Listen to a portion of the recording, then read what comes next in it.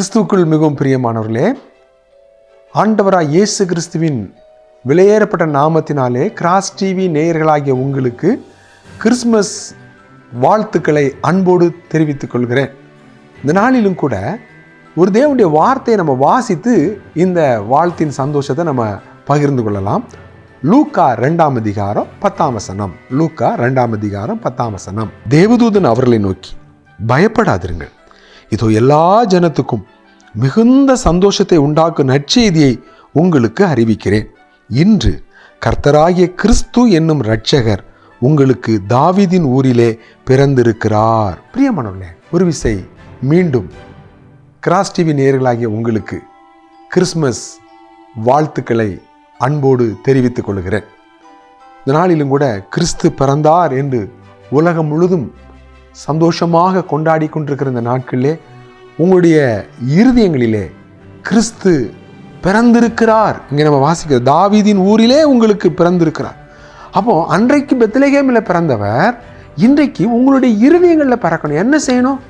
ஆண்டவரே, என் உள்ளத்தில் வாங்கப்பா, என் பாவத்தெல்லாம் மன்னிங்க, ரத்தத்தால் கழுவுங்க, என்னை உங்களுடைய பிள்ளையாக ஏற்றுக்கொள்ளுங்க, என் உள்ளத்தில் வாங்கன்னு கூப்பிடணும். என் இருதயத்தை உங்களுக்கு தருகிறேன் என்று நம்ம சொல்லணும்.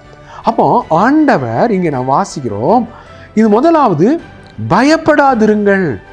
அப்போ தேவதூதன் கிறிஸ்துமஸினுடைய ஒரு முக்கியமான செய்தி என்ன? இருளில் இருக்கிற ஜனங்கள், அதாவது பயத்தில் இருக்கிற ஜனங்களுக்கு பயப்படாதேங்கிற ஒரு வார்த்தை. ரெண்டாவது நல்ல செய்தி. இது என்ன நல்ல செய்தி? எல்லா ஜனத்துக்கும் மிகுந்த சந்தோஷத்தை உண்டாக்குகின்ற ஒரு குட் நியூஸ், நல்ல செய்தி. அப்போ கிறிஸ்துவனுடைய பிறப்பு எல்லா மக்களுக்கும், இந்த உலகத்தில் உள்ள எல்லா மக்களுக்கும், அவங்க இயேசுவை ஏற்றுக்கொண்டாங்க இருக்காங்க, இயேசுவை ஏற்றுக்கொள்ளாதவங்களா இருக்கலாம், எல்லா மக்களுக்கும் ஒரு நல்ல செய்தி. என்ன செய்தி? சந்தோஷத்தை உண்டாக்குற செய்தி. மனிதன் இன்னைக்கு எதை விரும்புகிறான்? பணம் இருக்குது, சந்தோஷம் இல்லை. அப்போ உண்மையான சந்தோஷம் கிறிஸ்து உள்ளத்தில் பிறந்தாதான் வர முடியும்.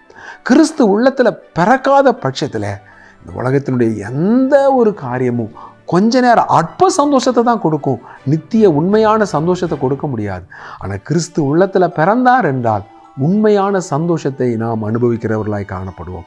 கிறிஸ்து பிறந்த இந்த நாளில் உங்களுடைய இருதயத்தில் கிறிஸ்து பிறந்தாருங்கிற நிச்சயத்தோட அந்த சந்தோஷம் முழுமையாக அனுபவிக்க கர்த்தர் தாமே உங்களை ஆசீர்வதிப்பாராக.